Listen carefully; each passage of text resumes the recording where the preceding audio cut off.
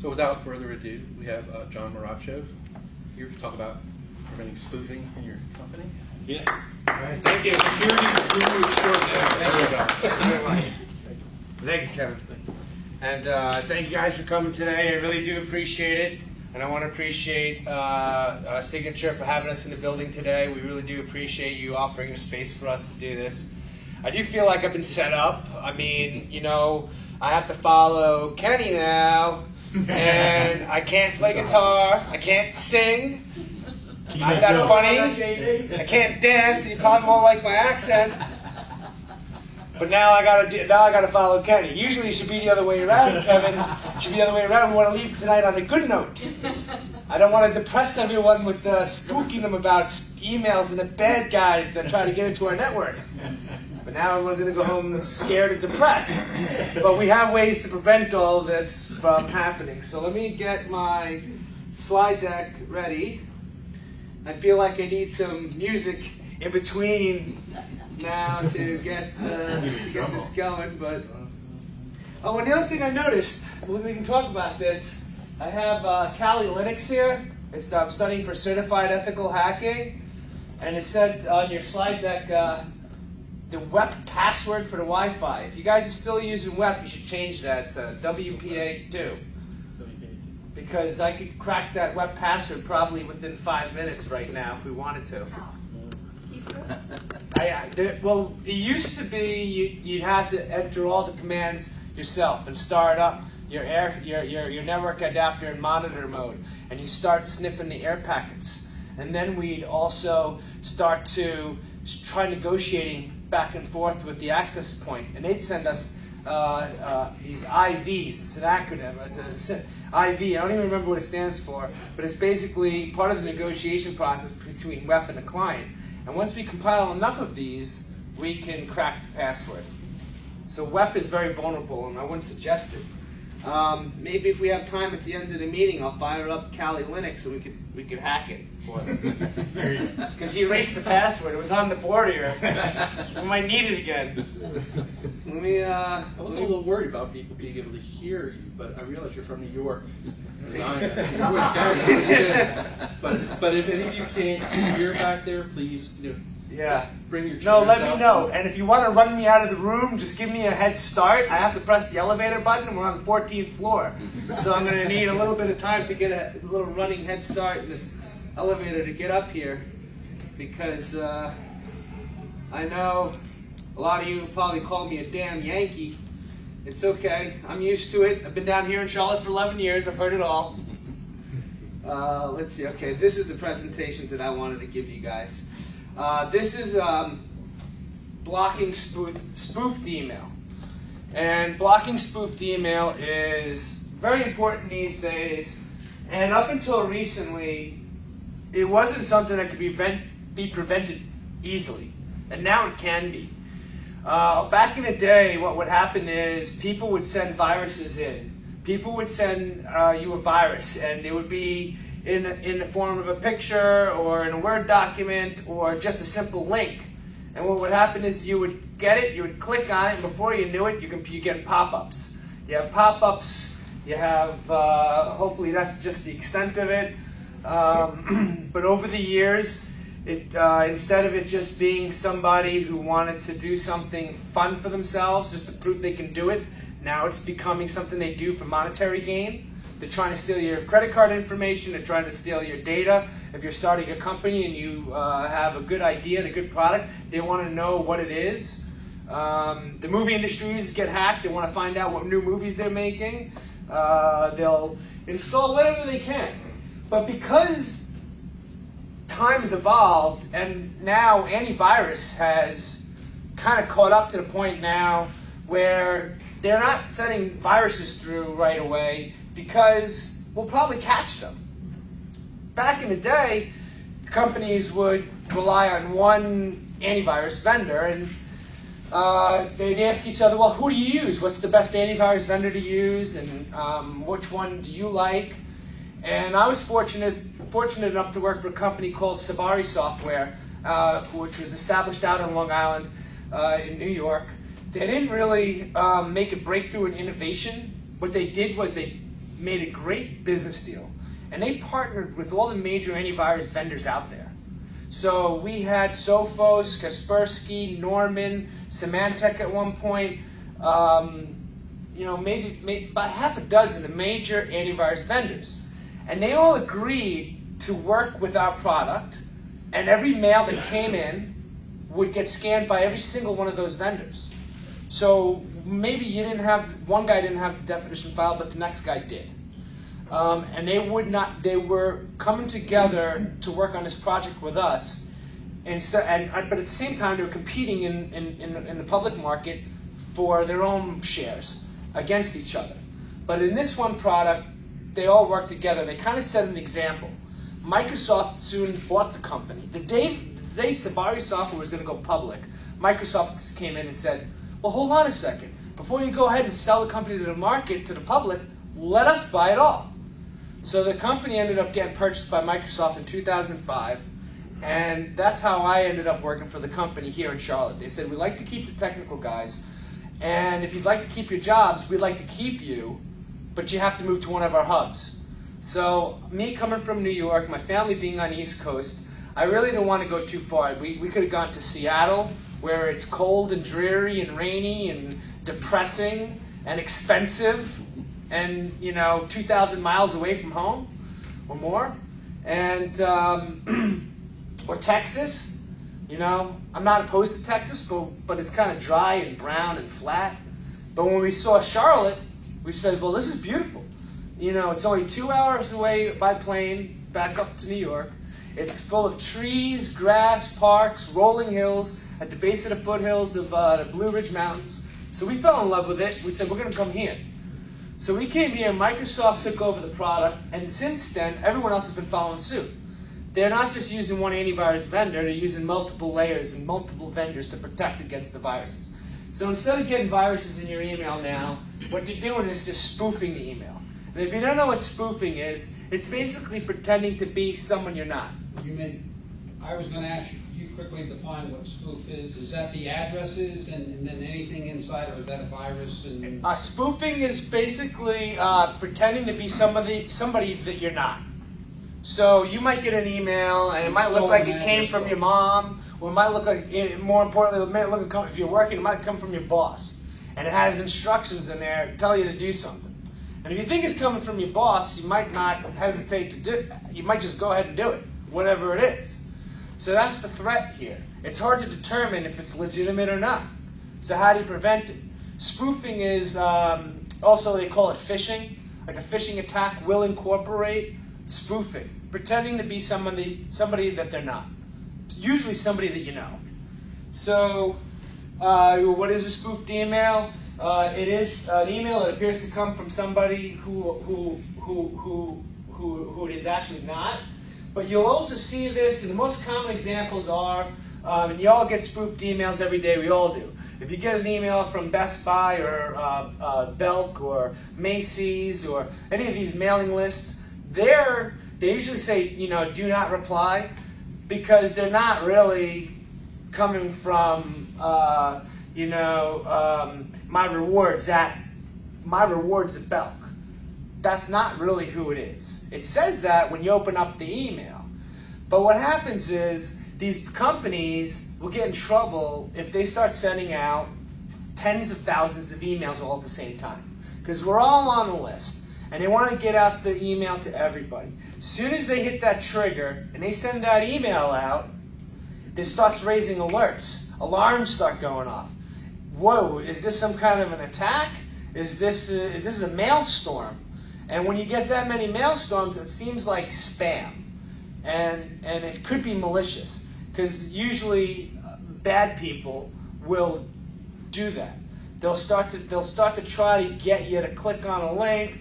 They'll harvest the whole address book of emails and send it out a blast to everybody on the block. And then 1,000 emails goes out. But any good antivirus or anti-spam engine will pick up on that and say, well, this is spam. Hey, hold on. Way too much email all at one time. So what happens is there's mailing lists. There's legitimate mailing lists out there that big companies will use to send out these emails successfully without getting blocked. And these mailing lists are partners with anti-spam vendors. So they're already on a white list. They're not going to get blocked. So let me go to one of my examples. Here's one from Orbitz. Because I'm kind of a big deal. Okay? Me, personally, I'm a big deal.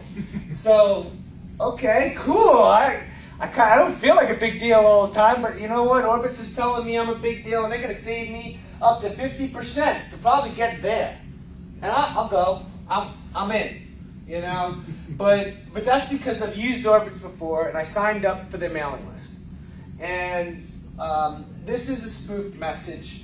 It says it's from Orbitz at myorbitz.com. It says it's from Orbitz.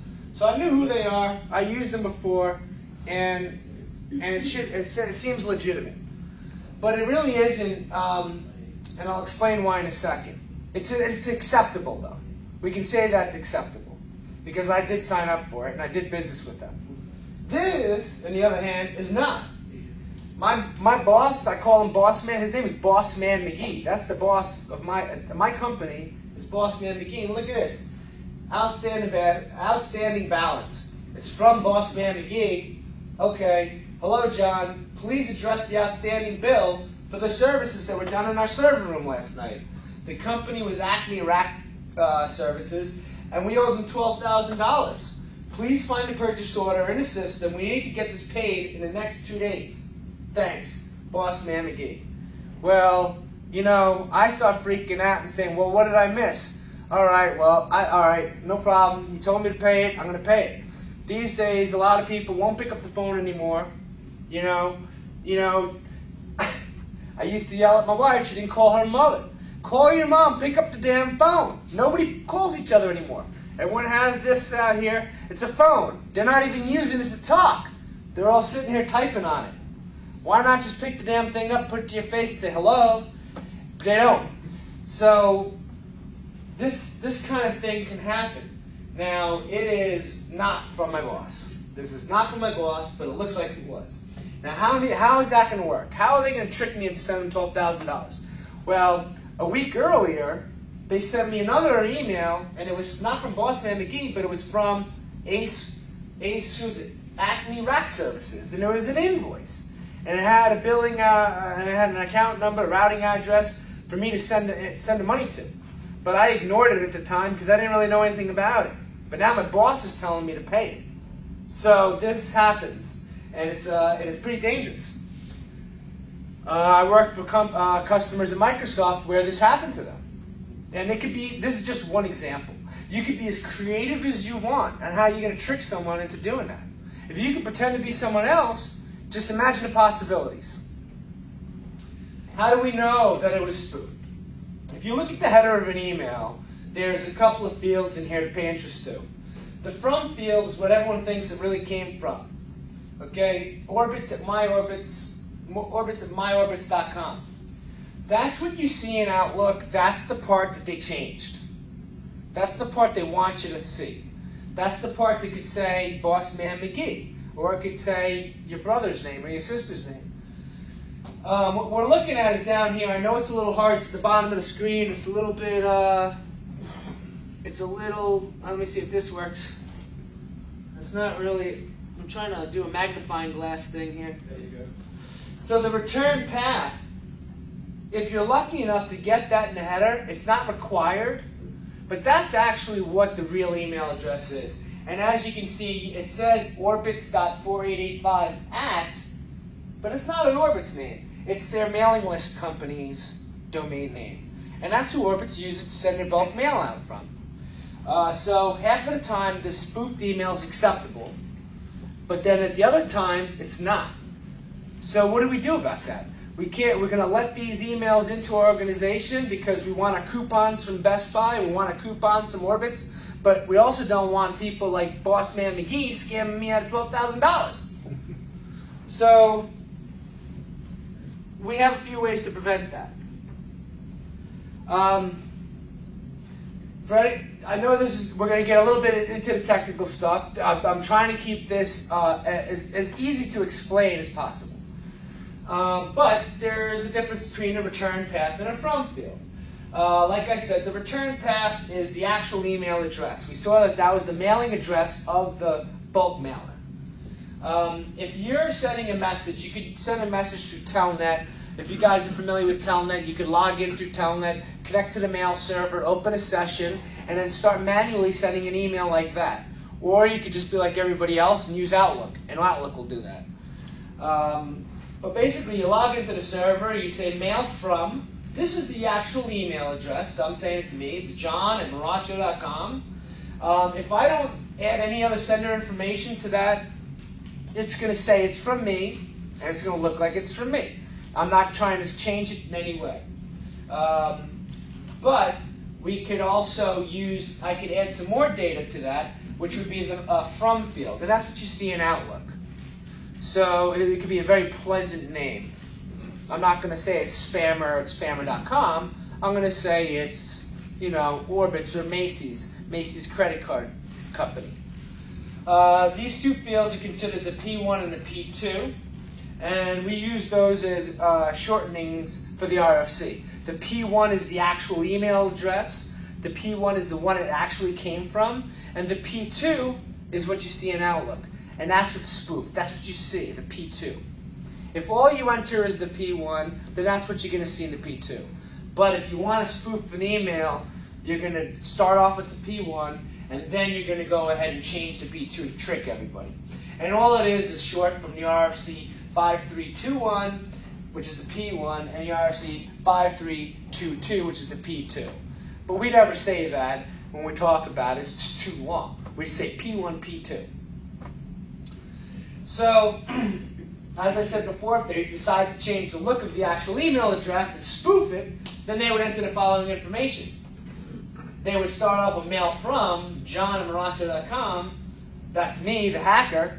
But then I'll also add from, bossman@moracho.com. Now it looks like it's coming from Bossman. So that's the difference between the from field and the return path. The return path is always the P1.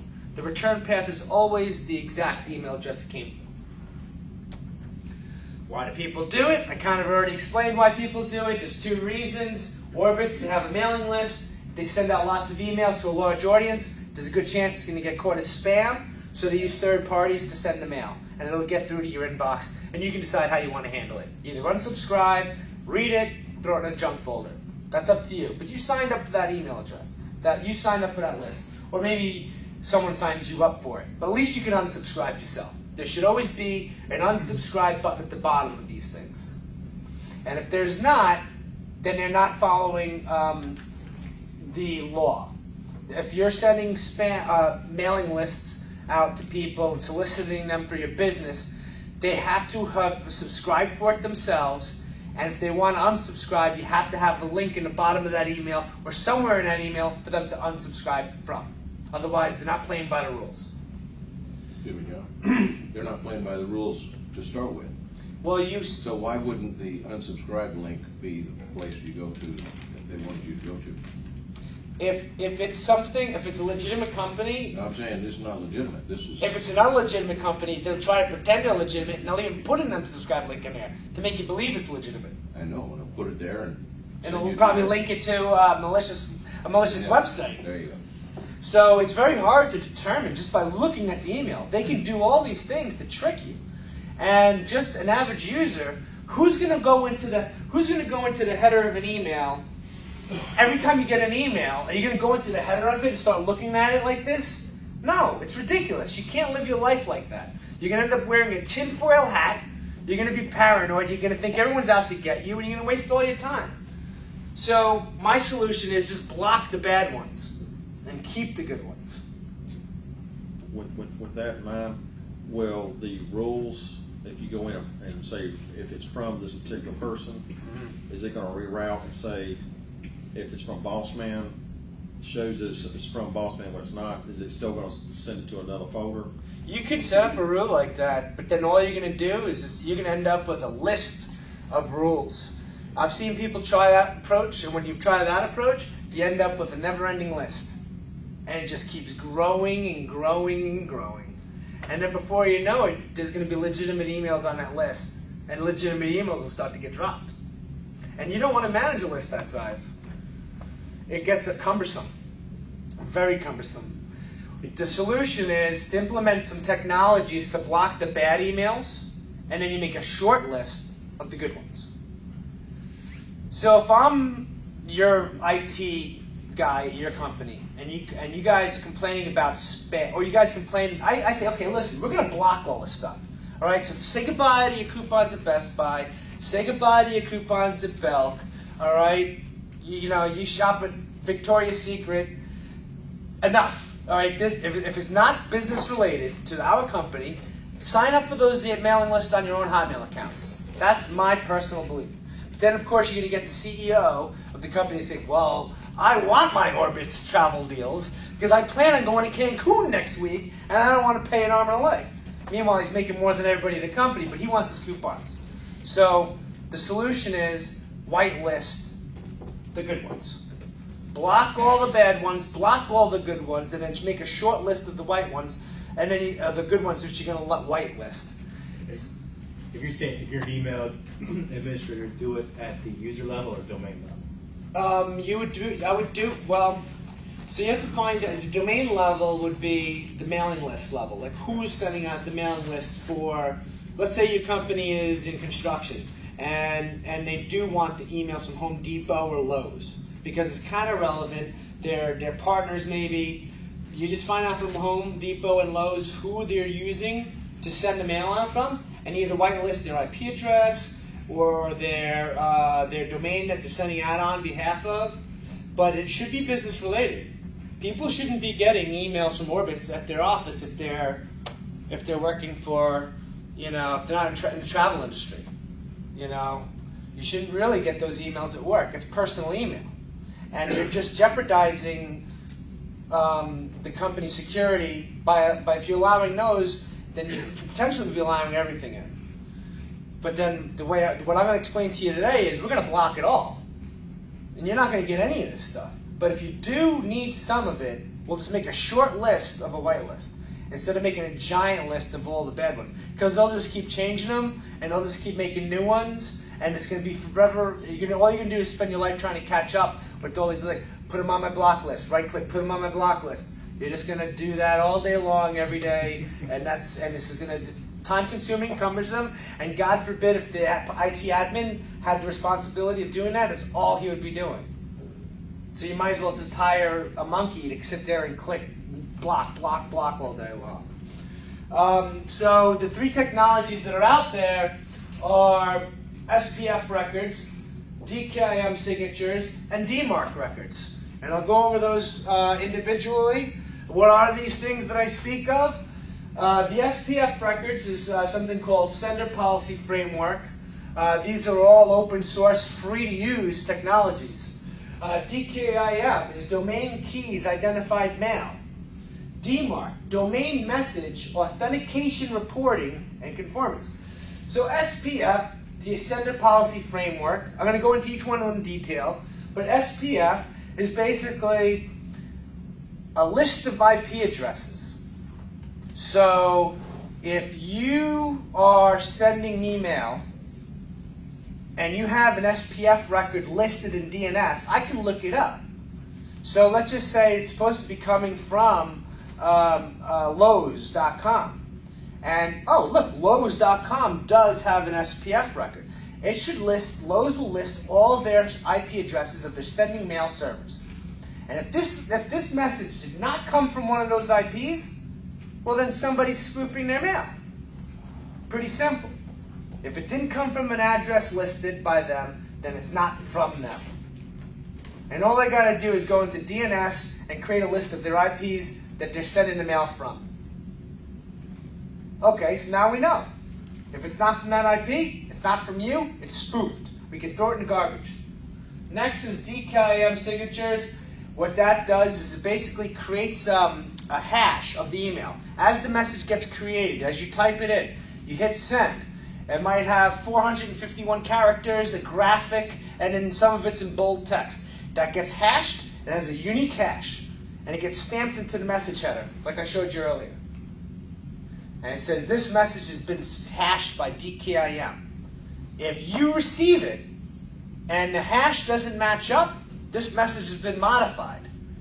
So it means that the message has been tampered with in some form or fashion along the way.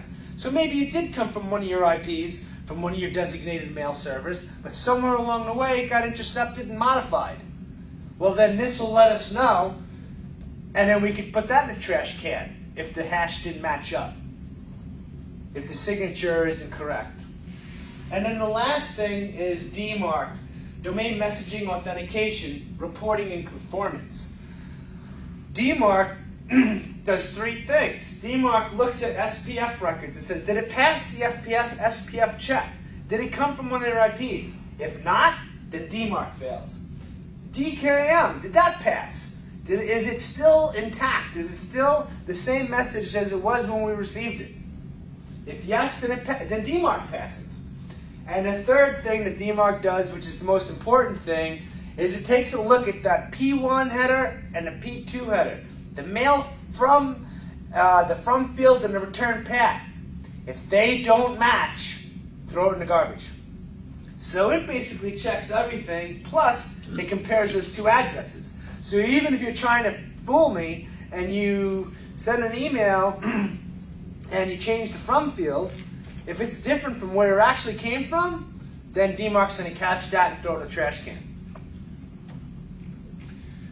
So here's an example of SPF. All you have to do is create a text record. And like I said, every single one of these technologies is free to implement.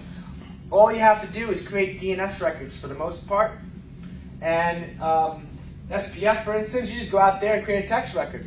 And it would look something like this. So for instance, Microsoft has an SPF record. So if you receive mail from Microsoft, it's going to look something like this.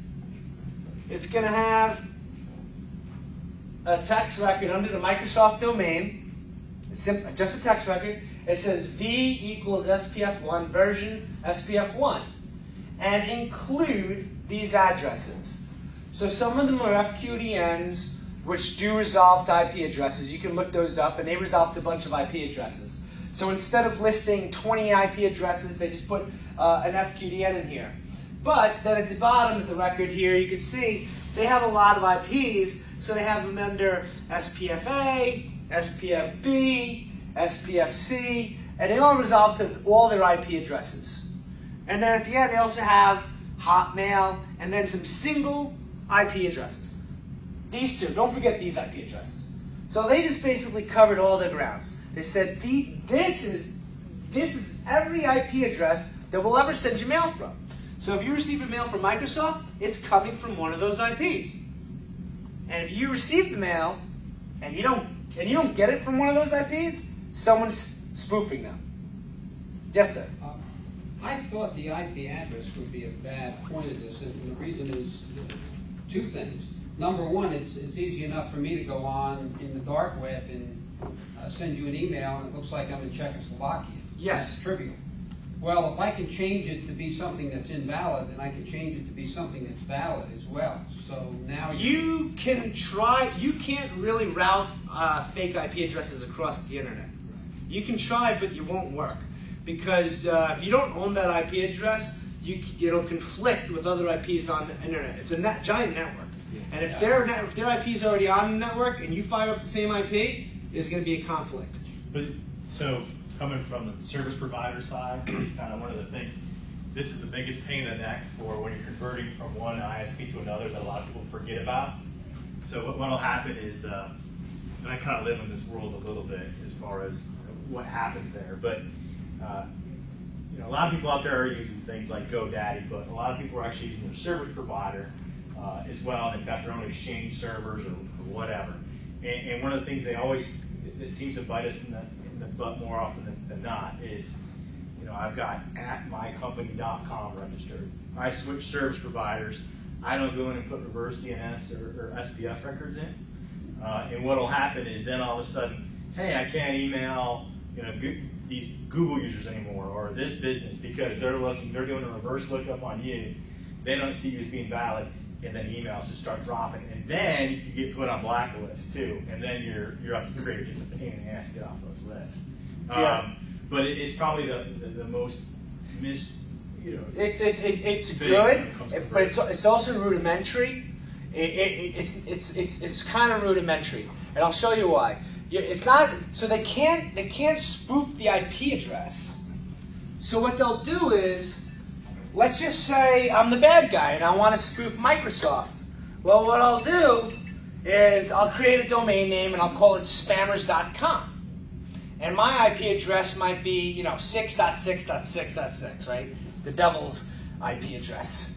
And I'll create an SPF record for it.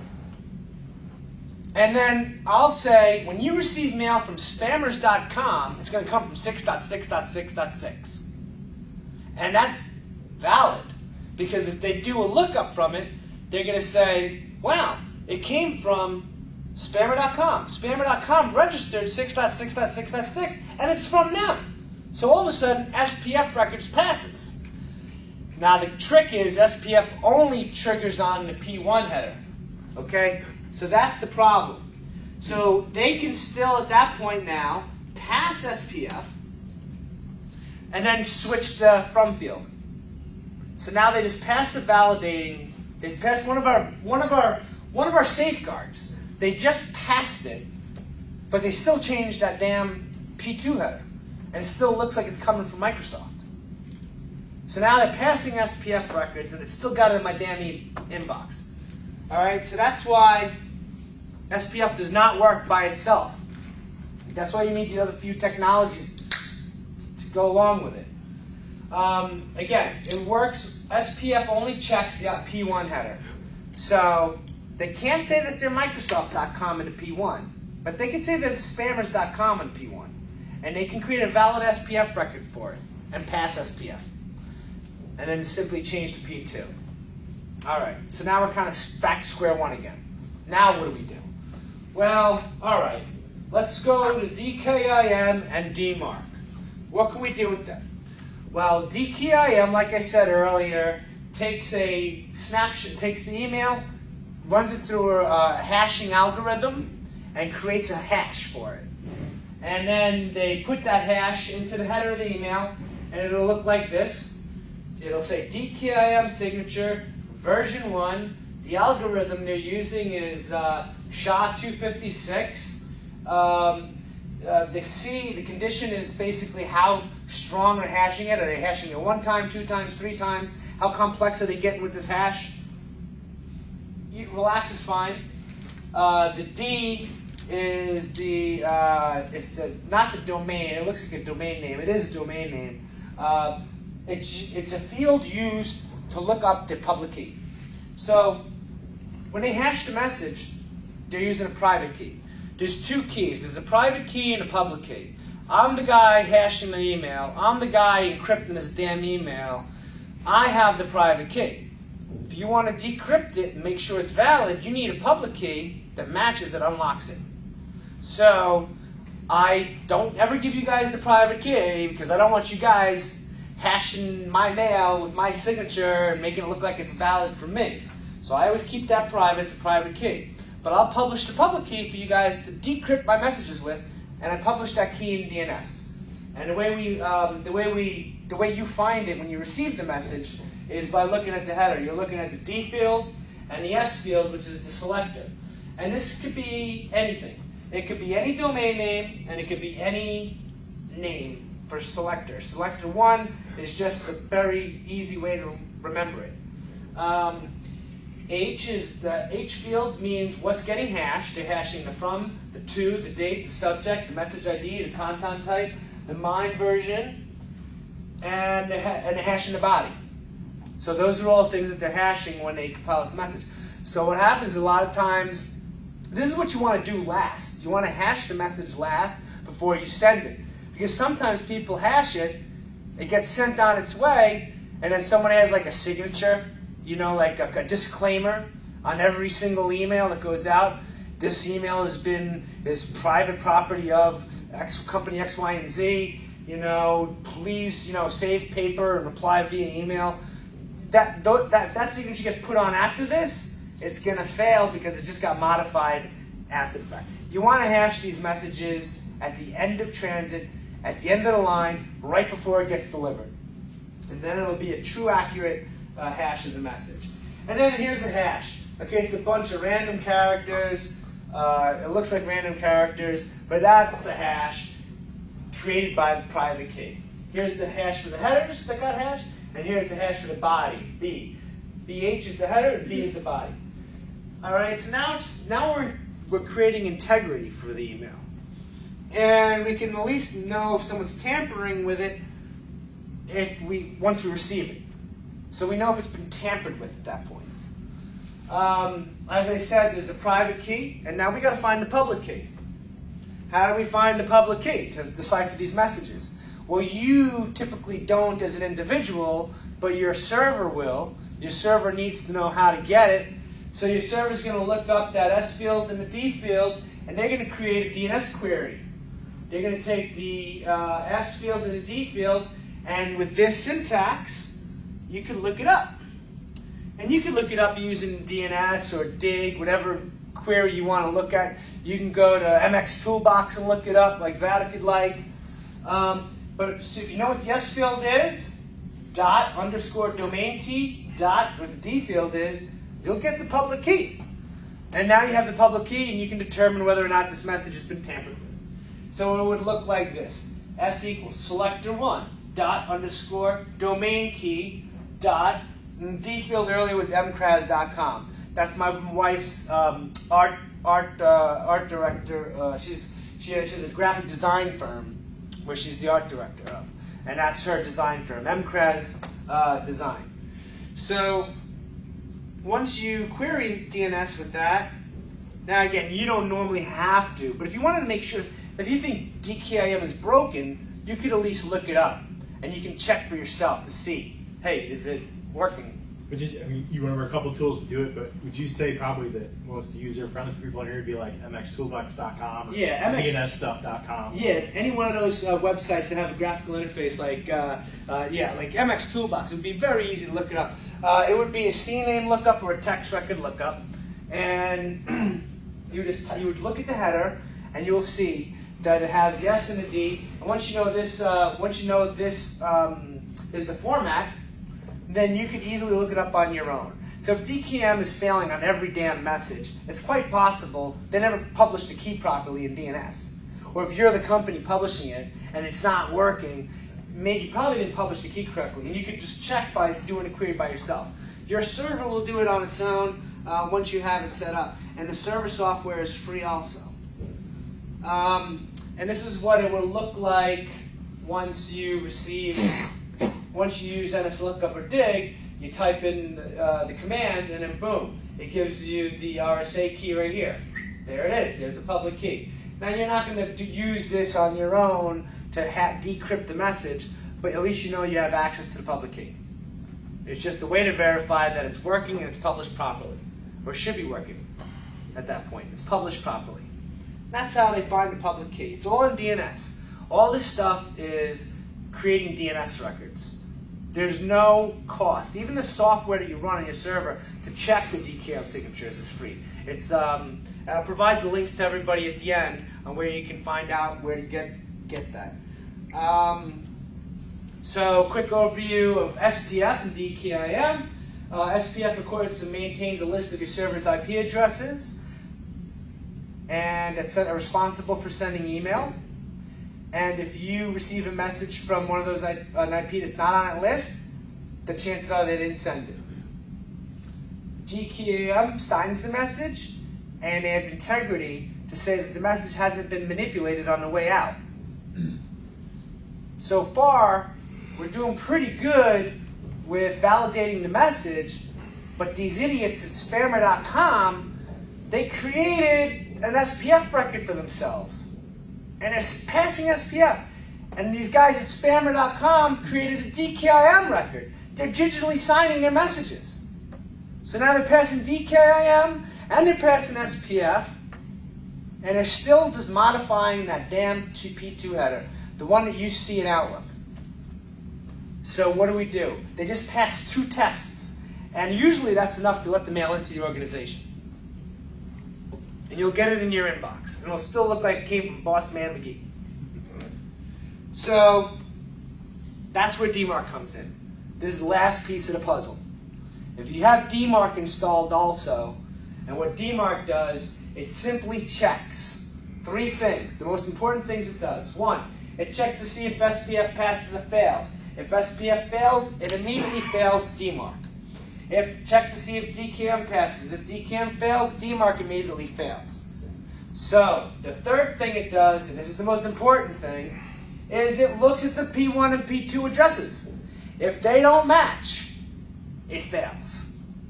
Say goodbye to spoofing. They can't spoof you anymore. With all 3 of these mechanisms in place, they cannot pretend to be you. As long as you provided all your IP addresses of your sending mail servers, and you're hashing the messages and encrypting them with DKIM, and you implemented DMARC. And DMARC is just another DNS record. DMARC is another record that says, check my mail and make sure the P1 and the P2 match. Because if it doesn't, I want you to reject it. Because it's supposed to be coming from me. But most important, like you can look at it, so like that. I'm explaining it now as I'm sending the mail to you. All right, you're going to check. These are my mail servers. These I'm signing it.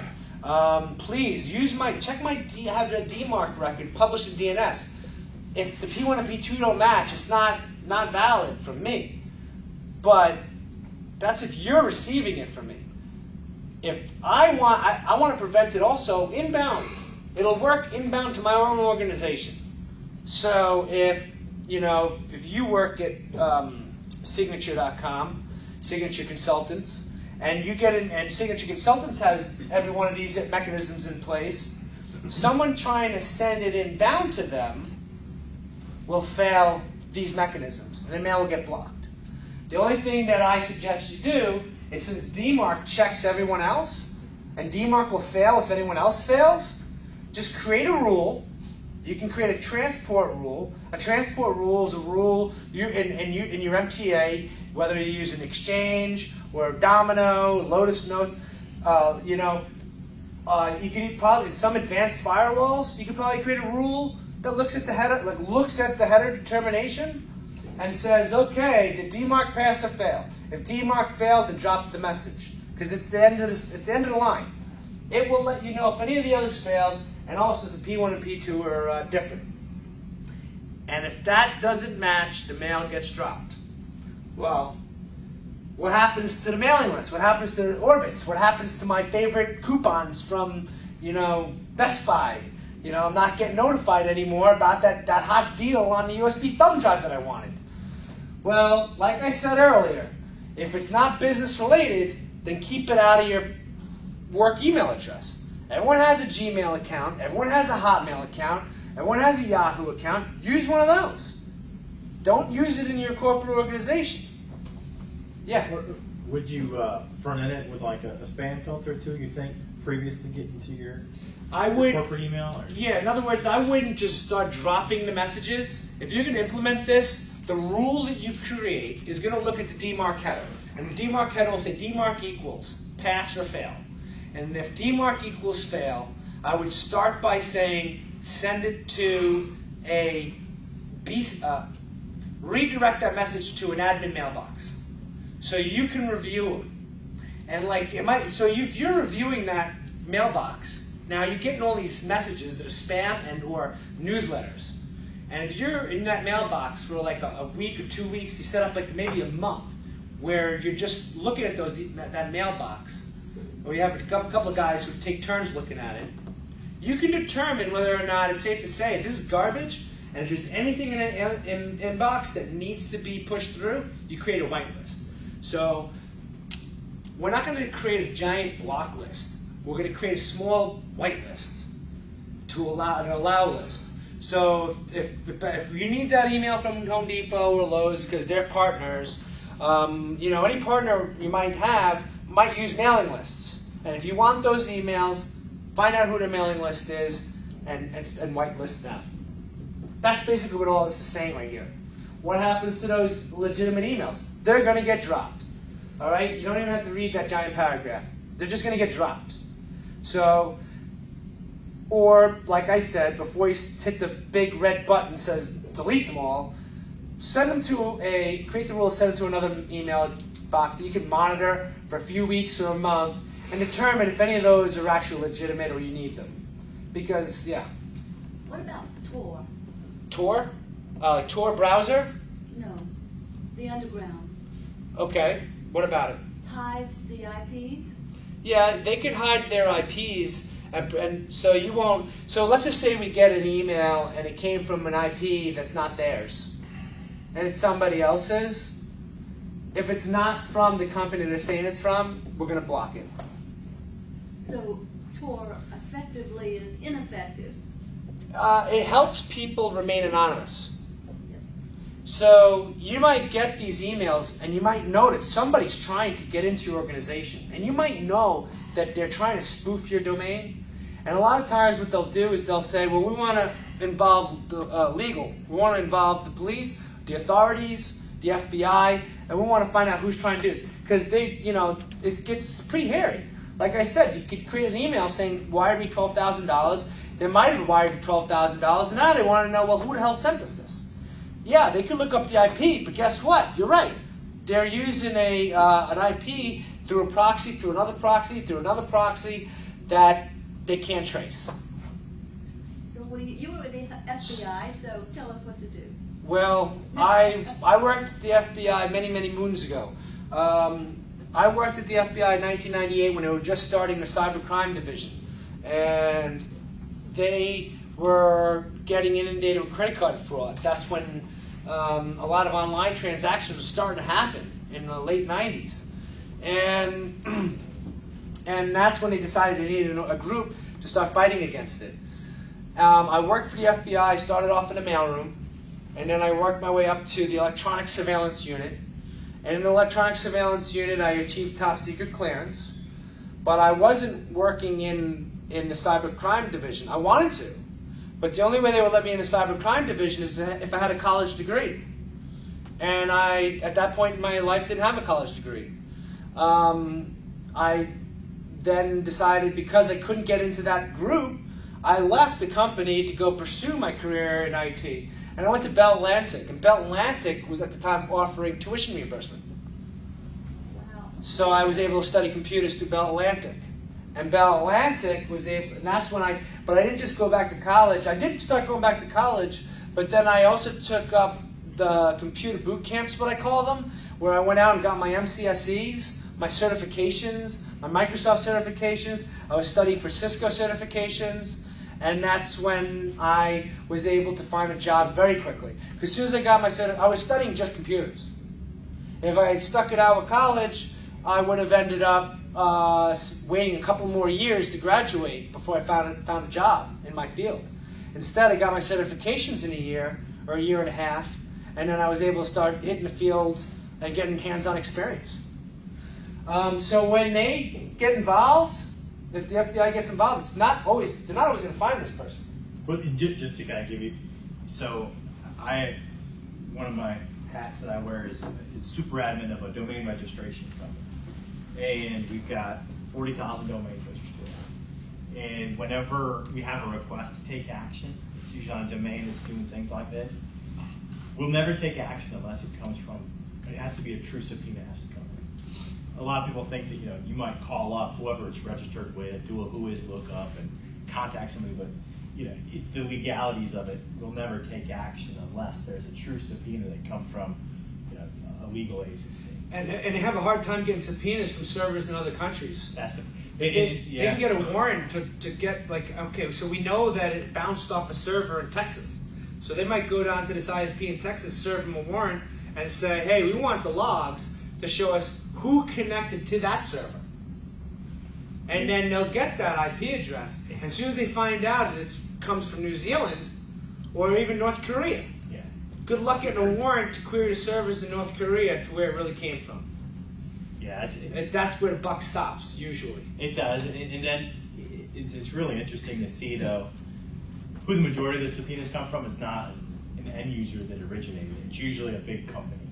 So, we'll get them from, Marlboro, because somebody registered Marlboro flavorcigarettes.com. So it's more of a copyright infringement or they're trying to spin it where they are banks, a lot of times community banks, Pretending to be someone else. Fortune 500, and that's usually, it's more of a image protection of that corporation that's taking action. It's never really the end user that's saying, I think somebody's spoofing my email. I just never see it come across that way. It's more so a protection of image. They'll usually file complaints to the authorities if money's been lost, if there's been a data breach, if some kind of property's been lost. It could be digital property, it could be ideas, it could be credit card information like Lowe's, when they hacked into Lowe's and got all the credit card, or Target. There was a criminal investigation that opened up into it. And with those, with Target, with Lowe's, they found out a guy was in the parking lot with a laptop like mine, and he cracked the Wi-Fi. And he got into the Wi-Fi, and their Wi-Fi was actually connected to their internal credit card database, which should be completely on a separate network, not even closely remotely connected to their Wi-Fi that anyone can access in the parking lot. I want to be political, but I respect your time, and I won't ask you to explain how Hillary got by with what she did. Well, I don't think that I can tell you right now. When I worked for the FBI, I had to sign a document that said that I am no longer under civil law. So when you work for the federal government, you are no longer under civil law. And what would happen is I could be punished by death if I was caught selling secrets or mishandling data like that. And that's how they keep you in line. And every single agent that worked there had to sign that paper. Anybody who works for the government with top secret clearance has to sign that document. And there's no other way of reading it. You can be penalized by death. So let's kill her. I'm just saying, I never had any thought about making a couple extra, no matter how lousy I was getting paid at the government job, I never was thinking about talking to the bad guys. Because, the last thing I wanted to do is die. So, so anyway, it's amazing how certain things, get by. So I'm going to say congratulations, you blocked all spoofed email into your organization. Because really, with those three technologies, that's all you need to do it. And it won't come in. What you're going to get is a lot of complaints from your CEO, the secretaries, and anyone else who's not getting their mailing lists. They're not all of a sudden they're not getting those emails. They sign up for Bell and the magazine subscriptions. You might be into fine woodworking or a guitar magazine. You're not getting those anymore in your email. Sign up for Hotmail or Gmail and get them over there. But yes, sir. IPv4. Is that in here yet? I didn't see any addresses. Yeah, the IP in SPF Records, you could use IPv4 addresses, or you can also use IPv6 addresses. All right, so you can use them So both. you can list them both. You just have to designate it in the header, IPv4 : then your IPv4 addresses follow it. IPv6 and your IPv6 addresses follow it. Why do that? I don't see why you have to designate. I mean, it's obvious. Oh, no. I mean, I understand what you're saying, but they have to be listed in the record somewhere. The record will accept both. The text record will accept both, and that's what. And then you identify, and all you're doing is identifying the mail servers that are sending mail for your domain. Here's some links. You want to write these links down. For each one, SPF, DKIM, and DMARC. Also, I'm going to give you guys my contact information. If you're interested in a slide deck, I'll be more than happy to share it with you guys. One of the things that I enjoy doing is sharing information. I feel like this is a great group and great opportunity to network with people like you guys, because I understand you guys do a lot. This is all nonprofit. You guys fundraise and do a lot of fundraising for people who are less fortunate, and also just try to help each other out. The IT industry can be quite competitive. People like to hold back information because they feel like it's job security. And I've dealt with people like that in the past, and I've had a hard time doing my job at certain places because people held back information from me because they just felt like if they told me, they wouldn't be as important anymore. But when I came to Microsoft, it was very much, everyone shared a lot of information for the most part, and I paid forward. I also, if I know it, I can help people, I'm also going to share the information with you guys. So, like I said, if you guys want to reach out to me, you can get me on LinkedIn. Just look me up. Look up my last name, Moracho, or you can send me an email at moracho@hotmail.com. I was telling a few people in a room earlier. I've been at Microsoft for 11 years. This is my plug for myself right now. I came down here 11 years ago to work for Microsoft when they purchased the company, Sabari Software. They put us into the security team. The security team is where I worked for about 7 or 8 of my years at Microsoft. The security team was a great place to be, very interesting. We did incident response. We did forensics. When we found out how these bad guys were getting in, the product would get changed. So I had an impact on the product. We would make changes to the product because of things that we would reverse engineer and find.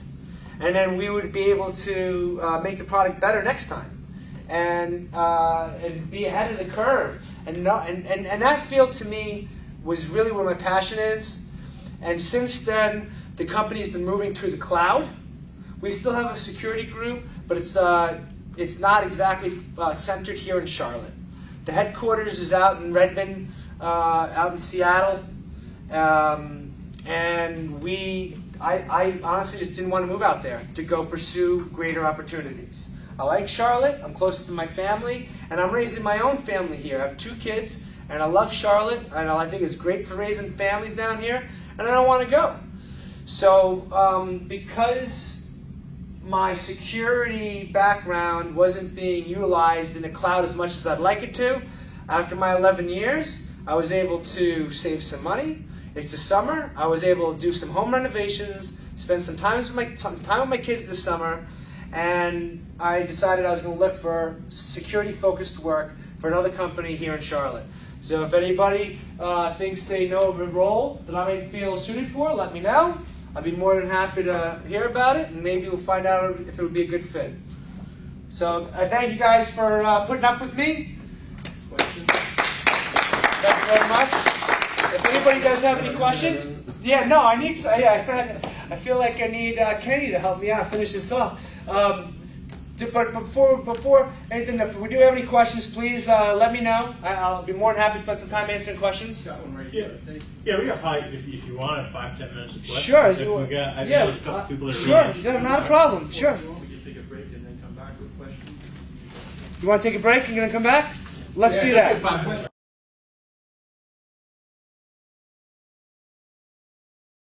If anybody has any questions, I know I was letting people ask questions along the way, but if you had any other questions before we go, before the raffle starts, then go ahead and shoot. I'll be more than happy to answer some questions.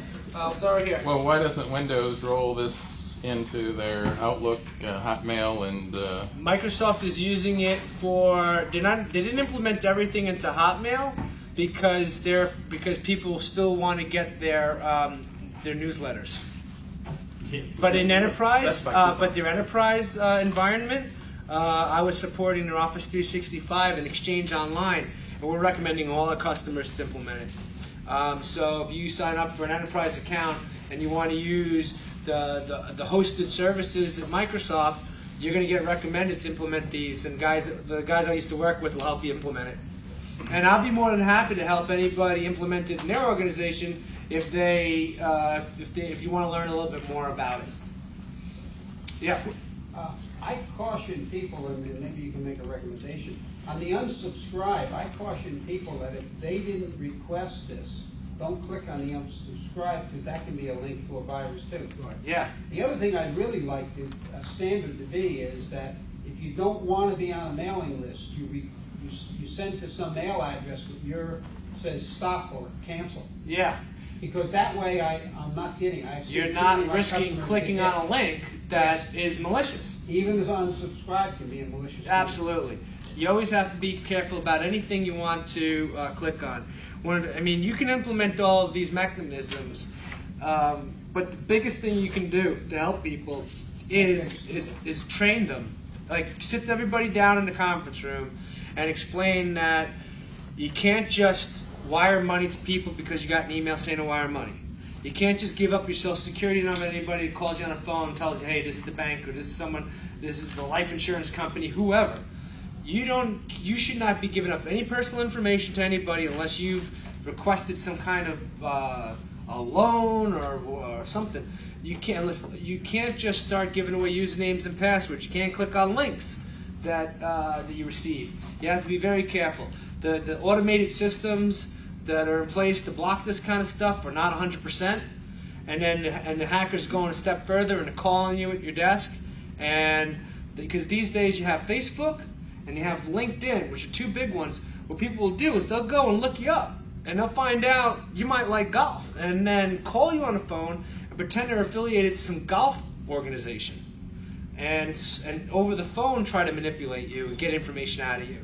It's not all about getting it out of you from the computer. Social engineering. Social engineering, it's exactly what it's called. Phishing. Yeah, it's phishing. They're phishing. Yes, sir. Another question about 365 hosted exchange. Mm-hmm. You have a business and an enterprise. With the business hosted exchange, can you also get the same features, or does enterprise get more features? No, all even like you can get the lowest subscription you can get is like one personal mailbox for yourself. It might be $5 a month. You're still going to get the same level of protection you would if you got the enterprise, and you still have the ability to implement all these features that I discussed today. When you start paying Microsoft a lot of money for enterprise support, things of that nature, what they'll help you do is give you a dedicated person. So let's just say you're running an organization that has 10,000 mailboxes, and all of a sudden 500 of them aren't getting email, during the business day. You'll call your dedicated guy. Now, you're not going to speak to somebody in India. You're not going to wait on the phone for 2 hours. You call your dedicated guy, and then they get you right through to the right person, and with the service level agreement is within 1 hour. So that's what they're really paying for. They're paying for the support at that point. Yeah, Kevin.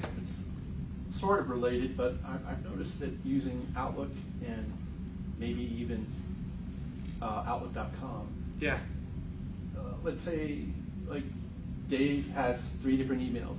I know where you're going with this. And it always shows up as Dave, yada yada. Yeah, and I never can see the actual email address. Yes. I never know if I'm sending it to the correct email that I want to send it to. And I also want to see the dang email address. I don't want to see his name. I want to see the email. So right before I left Microsoft, I was writing a document called Outlook is Your Worst Enemy.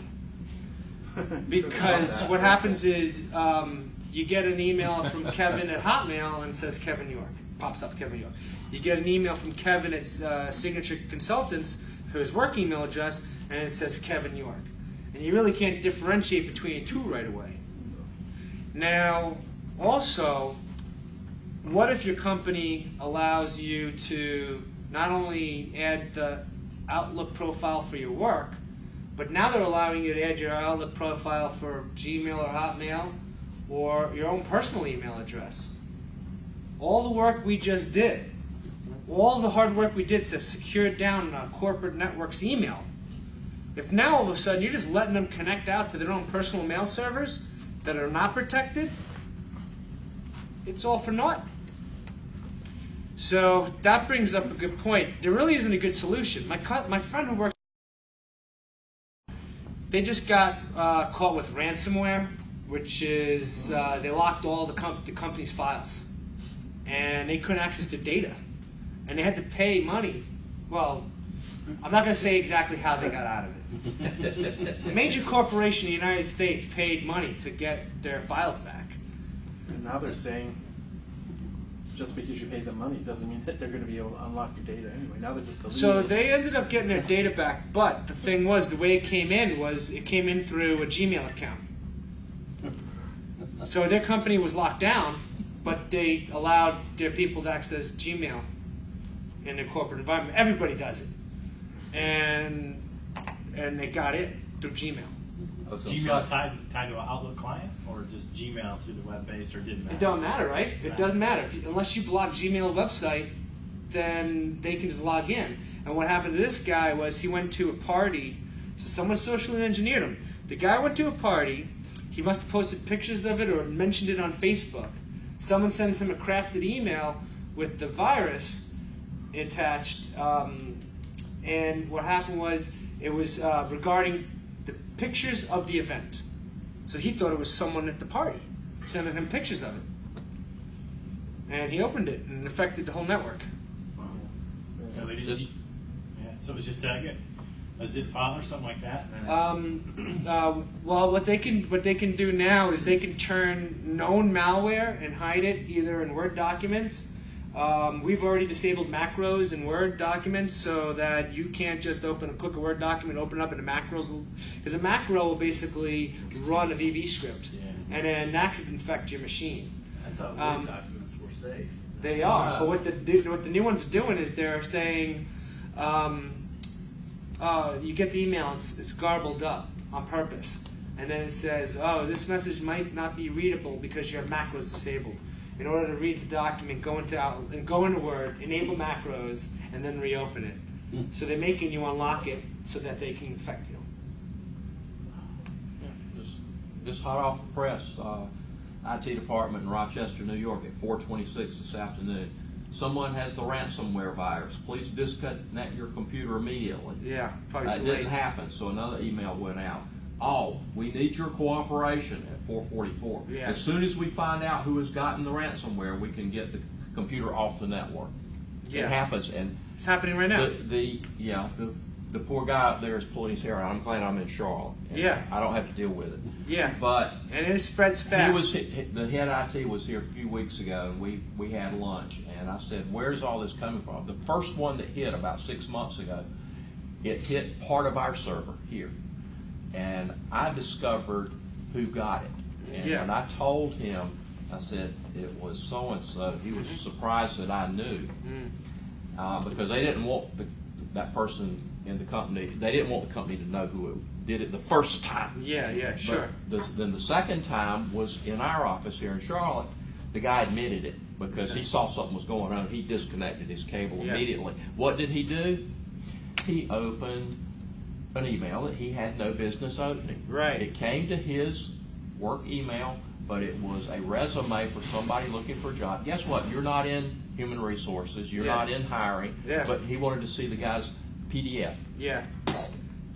And so there's still vulnerabilities out there in Java that can Java will run a virtual sandbox, and since it's not actually hitting your file system, it'll execute in its own sandbox.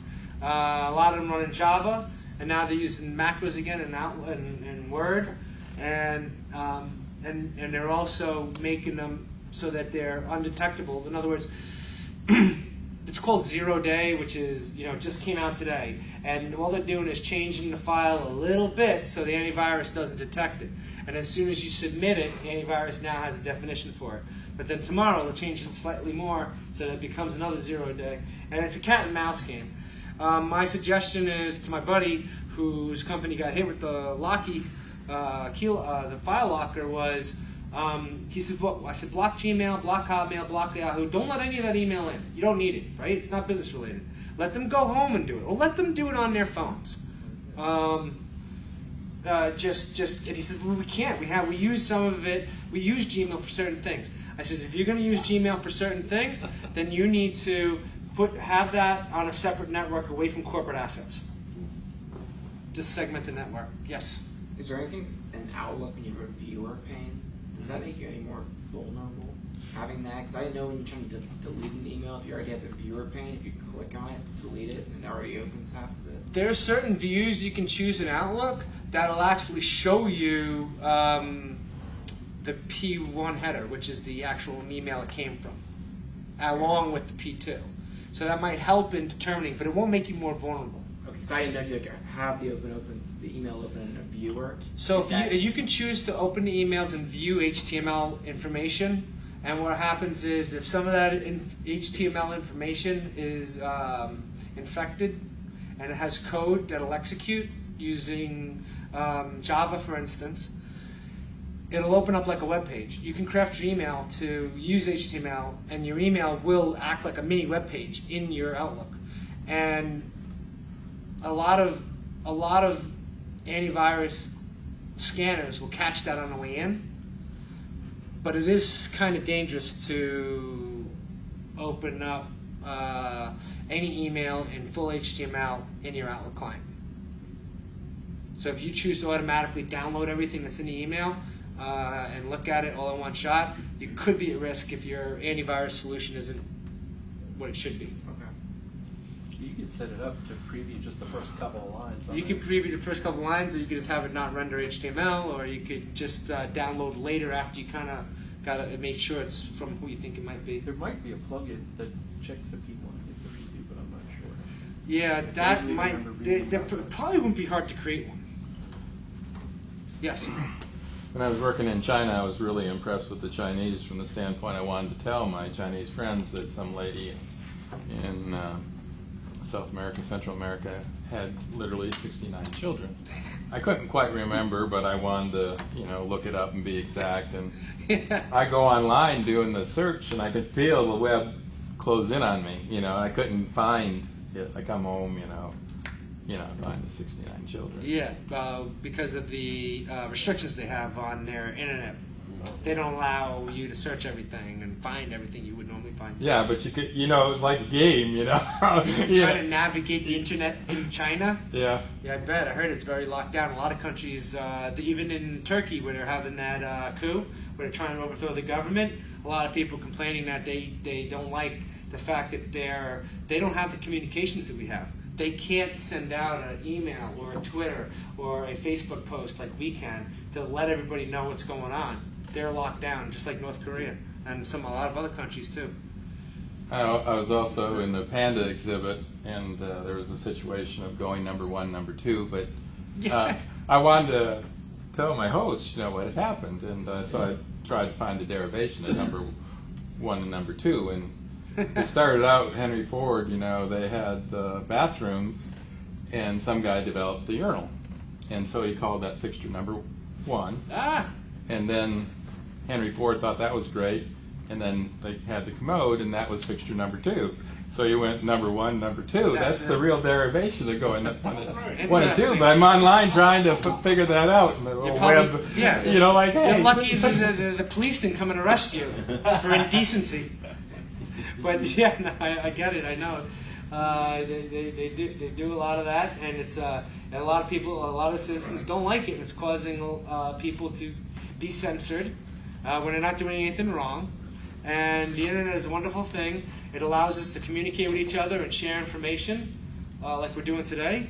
But when you start restricting people's ability to share information and restricting people's communications between each other, it upsets people. That's why I've seen a lot of these revolts in these other countries. So. I was just going to say, I think everybody appreciated John's presentation. Absolutely.